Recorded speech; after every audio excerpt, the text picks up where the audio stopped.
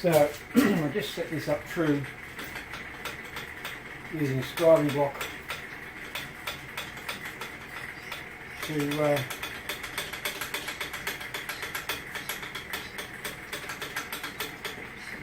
set it up. And as I keep saying, I'm not worried too much because this is an engineer. This is not engineering.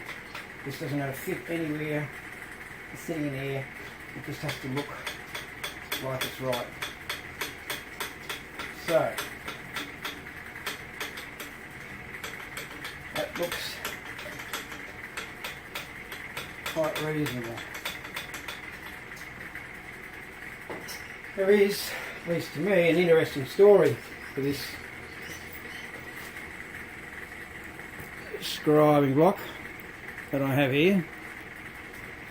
I went to visit a friend of mine's father, who was a clockmaker, and he picked up all sorts of gear, and he picked this up somewhere and spent some hours making this new scribe, hardening it, this post, and he said the sad thing was that he didn't actually need it. And I was working as a fitter and turner at the time, and he said, "Have you got a scribing block?" I said, "No." And he said, "Oh, you should have it." And I said, "Well, I don't really need it because they've always got these things where I work." And he said, "Oh yes, but you should really have it because I've got no use for it, and at least one day you might." And he's very insistent. And he asked me how much I'd pay for it. And I said, "Well, in all honesty, I don't really want to buy it." And he was not going to let go. And I said, "Oh, I don't know, this is at least 20 years ago. No, it'd be more than that. It would have been 25 years ago." And I said, "I don't know, $30. And he was very offended that I'd said $30 for this wonderful piece of engineering. He could have bought one for about $150 at the time. And that's, so he's right, it was low price, but the bottom line was I didn't really want it. And if I could buy it for $30, maybe I would." Anyway, he was very offended. And I said, "Well, it's all right, you can keep it." He said, No, you've got to, that's what you think it's worth. If that's what all my time's worth, that's what it's worth." And he insisted that I give him $30. And I felt terrible, he felt offended. And here we are, well, at least 25 years later, and now I've got my home machine shop and I don't have all the gear that I used to have when I was working. And for the first time ever, I think that's the first time I've used it. So I'll get my $30 worth now.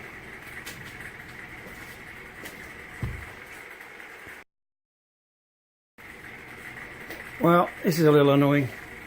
Set this all up, I've kind of wondered, I'm not going to be able to get right through there. That's going to hit onto there, and down this end, that's going to hit here. So I fiddle with this clamp here. I had it coming out from the back here. It was going to sit onto the, put the weight onto the digital readout, so I moved it, but I will have to set it up again. So I've decided I'll do it with one clamp. It's a bit dodgy, but trying to get anything onto there without affecting the digital readout seems almost impossible. So I'll just be conservative.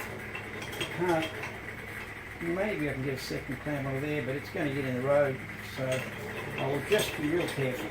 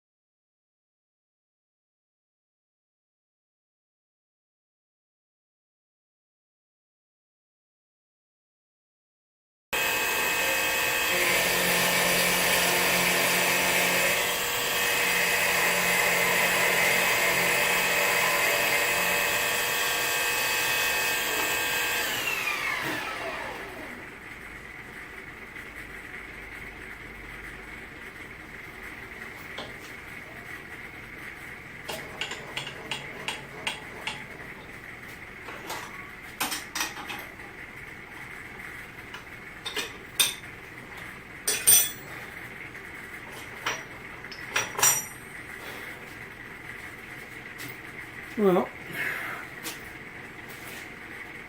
it's starting to look like what I want. I have to do a bit of filing, but that's one. Of course, these two won't match perfectly because I've done them separately, but again, as I said, they're going to be on the opposite sides of the car, so if they're close enough, it won't matter. Okay, it's time to work up a sweat now.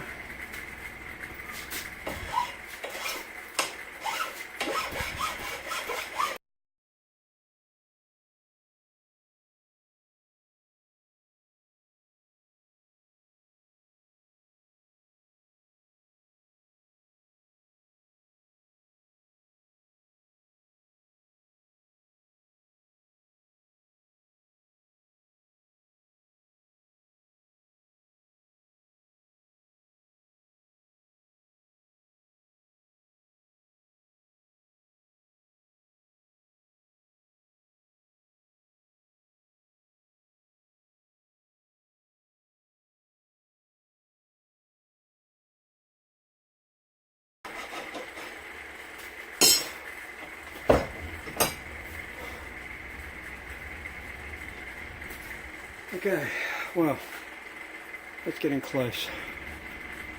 I'll probably have to do a bit of sanding on it. I'm going to get this powder coated matte black. So that's one, more or less. I'll have to repeat all of that on the other one, but I won't video any of that since you've seen it once.